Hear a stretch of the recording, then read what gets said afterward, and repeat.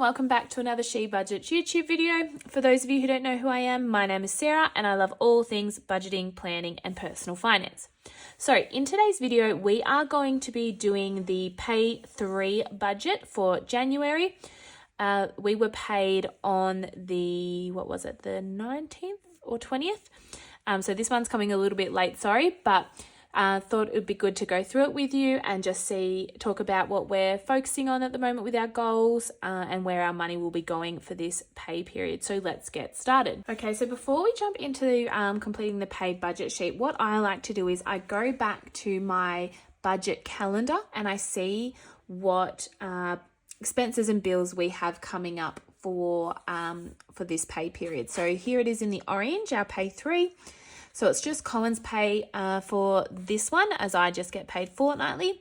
So we have utilities coming out, we will have Amazon Prime, and then down here we have swimming. They're our only expenses for this pay period. And then we have some events. This one was actually changed to a later date, so don't have to worry about that one just yet. And then we have Colin's birthday on Monday, and we've already budgeted and got his present already, so we don't have to worry about that as well. But yeah, this is a great page, this one, the calendar, to see what you have coming up so you can be prepared. So then what we'll do is we'll jump, here's Pay 3. And what I might do is I might zoom you in a little bit just so you can see. Okay, so pay period is the 19th to the 24th of Jan. I'm trying out a different pen, so I'm going to see how I like it, see how we go. Okay, and then we have just Colin's income. He worked some overtime last week, which was great. So he had $2,119 come in for working a Saturday, which was really good. So that's how much we are working with for this pay period. So then once we've done the income, we move on to our fixed expenses, and they were from the calendar. So we had the utilities, which come direct debit every week. Does anyone else do that with any of their bills? You direct debit a small amount each week towards them? Or do you keep yours in a sinking fund? Let me know in the comments below. So $150, I have a feeling we're going to have to bump this up. I was reading on Facebook, was it yesterday or the day before, all these people talking about how much their gas prices are going to be increasing this year. And wow, some of them were insane. So I'm guessing we're probably going to get a letter soon to say that there's going to be an increase in ours. So I think we'll have to bump this amount up, which is not fun. We have Amazon Prime. That will be coming out on the 21st. And that one is $7. I'm not sure if I'm liking the thickness of this pen. Not sure. If you have a favourite pen, please also actually leave a comment below what pen you love using. I love trying new pens, and finding which ones. But this one is a Pentel Liquid Gel Ink 1mm. I think I usually go 0.7, but I can't find that pen anywhere. So we'll just have to keep going. So, sorry, ranting on about pens. The 23rd for swimming, for the boys' swimming lessons, and that's $88. And then I like to just keep a buffer amount in there that just keeps building up. I don't know, I think it's around like $100 at the moment. So I'd like to probably get that around maybe $200-300 just to always have in there in case I forgot to budget for something, or in case like our gas bill like that comes in a bit more than what we expected. So where's my calculator? Let's total those up. So we have 157, 88, and 20. So we've got 265. Sorry, I need to push this up for you guys so you can see. So the fixed total was 265. And then what we do is we take that total 2119, take the 265 for our fixed expenses, leaves us with 1854 to work with. 1854. Okay, moving on to our variable expenses. So all the things, these are like our groceries and things like that. So groceries, we've had to bump this up to $300 because we just kept going over.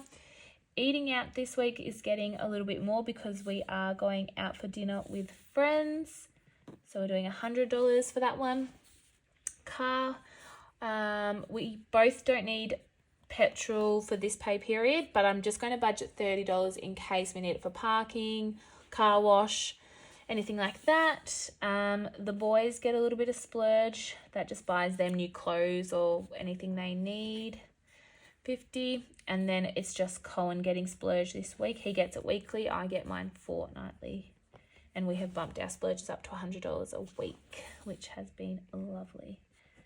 And then we have a buffer amount in this account too, because these are in separate bank accounts, of $30 in case, you know, we go over in groceries or we need to take a little bit out for we might need petrol. So I just like to keep a little bit of a buffer in there too. All right, and then what we will do is we'll go and total these up. So 300, 100, 30, 50, 130. We've got 610. So down here, 610. And then what we do is we take that amount here, 1854, take away the 610, leaves us with 1,244. Okay, let's move on to sinking funds now. I hope that's in shot for you guys. Oh, I should have filled these out before filming, sorry. I'll quickly fill these out for you and then we'll put in the amounts.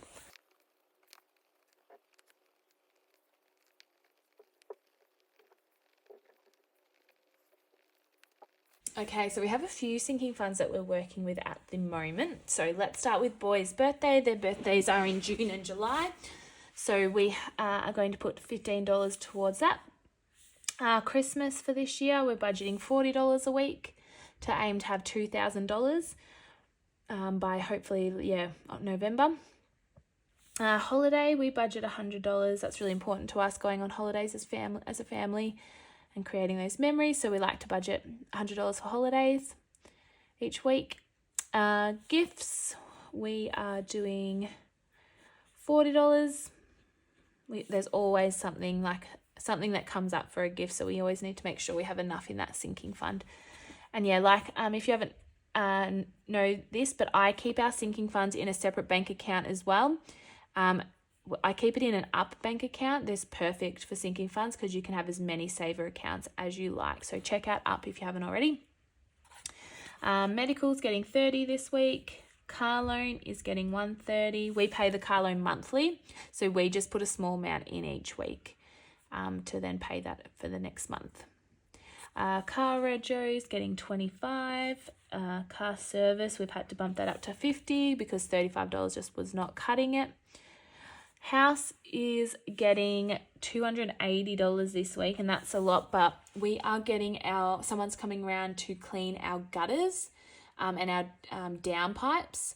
So we had to, and that's $280 for them to come and clean all those. We live in a really bushy area, so we get so many leaves in our gutters. So like to probably do that every twice a year, every 6 months. Family funds getting $50 this week. We want to probably do something on Saturday or Sunday as a family together.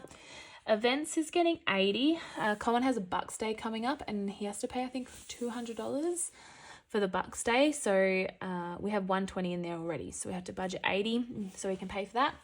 Union fees is getting $15. Giving is getting $10 this week. BGC's Colin's golf membership is $20. There's a one big fee you have to pay in January, $200 and something. So we're just slowly adding that up to pay for that soon. Valentine's Day is getting $20 for us to go out for dinner. And Easter is getting $15. So we can be prepared for when that comes around. Okay, and then let's quickly add these up.